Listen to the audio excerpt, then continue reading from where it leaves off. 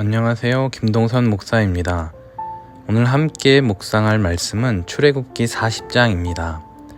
출애굽기 39장까지 내용을 살펴보면 성막의 시설물과 비품들, 제사장의 옷이 완성된 것을 알 수 있습니다.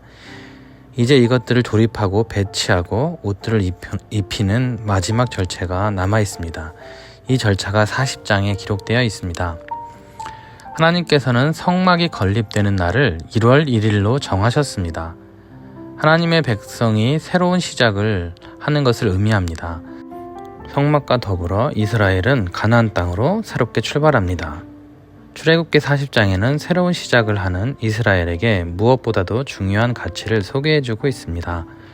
33절에 의하면 이스라엘 백성들이 성막과 제단 주위에 포장을 치고 뜰문에 휘장을 달았습니다. 그런데 성막을 조립하여 세울 때 모세에게 명령하신 대로 되었다라는 말이 7번이나 기록되어 있습니다. 이것은 이스라엘 백성들이 하나님의 말씀에 철저히 순종했다는 것을 말합니다. 온전한 순종이 하나님 나라를 세워가는 것입니다. 순종이 또한 그리스도의 몸, 교회를 세워가는 가장 중요한 요소입니다. 크고 화려하고 멋진 건축 양식과 내부 장식이 아니라 순종이 아름다운 주의전을 만드는 것입니다. 우리의 순종은 제사보다 낫습니다. 이렇게 온전한 순종으로 성막이 건립되자 하나님의 영광이 성막을 가득 채웠습니다. 이 영광은 시내산 정상에서 나타난 것과 유사하지만 이때의 영광은 모세가 회막에 들어갈 수 없을 만큼 강력했습니다. 이렇게 거룩하시고 크고 두려우신 하나님이 친히 인간과 동행하시겠다는 것 자체가 큰 은혜입니다.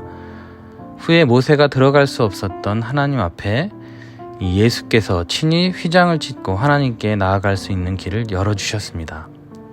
인간이 하나님께 나아갈 수 있었던 것은 바로 하나님의 은혜 때문입니다. 거룩한 하나님이 임마누엘 되셔서 우리와 함께 하신다는 것 자체가 기적이고 은혜입니다.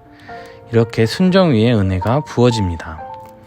성막에 충만한 하나님의 영광뿐만 아니라 이 불기둥과 구름기둥이 그 위에 임재했습니다. 순종하는 백성에게 하나님의 임재와 영광을 보여주시고 또 가나안에 이를 때까지 그들의 길을 인도하셨습니다. 이 방향뿐만 아니라 나아갈 때와 머물 때를 정해주셨으며 구름과 불로 낮의 행진을 안전하게 지켜주셨습니다. 그들이 아침마다 구름의 움직임을 맨 먼저 살펴보듯이 우리도 주님의 뜻을 매일 확인하는 것이 필요하겠습니다. 그 뜻을 우선하는 마음으로 순종하게 된다면 우리도 약속받은 가나안 땅에 이르게 될 것입니다. 물론 하나님의 영광이 성막에 충만케 된 것은 솔로몬의 성전 봉헌식에서도 반복됩니다. 반면에 불기둥과 구름기둥의 임재는 광야 성막 성전에서만 있었던 현상입니다. 불기둥과 구름기둥은 하나님의 강력한 임재의 징표입니다. 이 신현 현상은 그들이 가나안 땅에 들어가기 전까지만 계속 유지되었습니다. 즉 이것은 광야에서만 경험할 수 있는 현상이었습니다. 광야에서만 경험할 수 있는 은혜입니다. 우리도 험한 광야의 시간을 지날 수 있습니다. 그러나 이때에만 경험할 수 있는 하나님의 은혜 또한 있습니다. 이때 상황이 변하기만을 구하기보다 내 자신이 주의 성막이 되게 해달라고 간구하시기 바랍니다. 내가 주의 성막 되어 하나님의 임재를 경험하게 된다면 우리는 어떠한 난관도 능히 극복할 수 있을 것입니다. 사막에서도 친히 갈 길을 인도하실 것입니다. 하나님께서 지으시고 경영하시는 본향에 이를 때까지 어디로 가야 하고 어디서 멈춰야 하는지를 친히 알려주실 것입니다. 광야의 길을 걷는 동안 이 같은 강력한 임재가 우리의 삶을 인도하실 것입니다. 성도의 삶은 철로 역정의 주인공과 같습니다. 여러 상황을 만나지만 걸음을 멈추지 않습니다.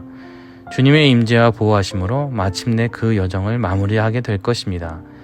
이렇게 주의 성전됨을 잊지 않고 그분이 거하시는 거처가 되기를 소원하며 광야에서도 삶을 인도하시는 하나님의 은혜를 경험하는 우리 모두가 될 수 있기를 주님의 이름으로 축복합니다.